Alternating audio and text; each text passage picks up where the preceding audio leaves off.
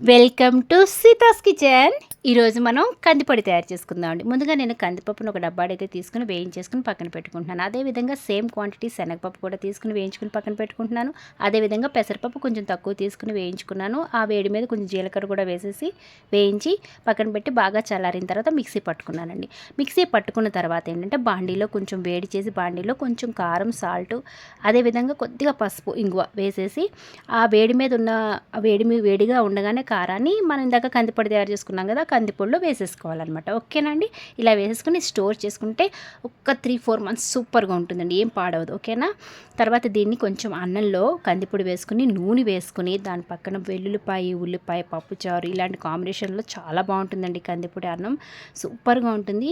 Video కనుక నచ్చినట్లయితే like చేయండి, సబ్స్క్రైబ్ చేయండి, పక్కన ఉన్న బెల్ ఐకాన్ని ప్రెస్ చేయండి. అంతేవిధంగా కందిపొడిని ట్రై చేయడం మర్చిపోకండి.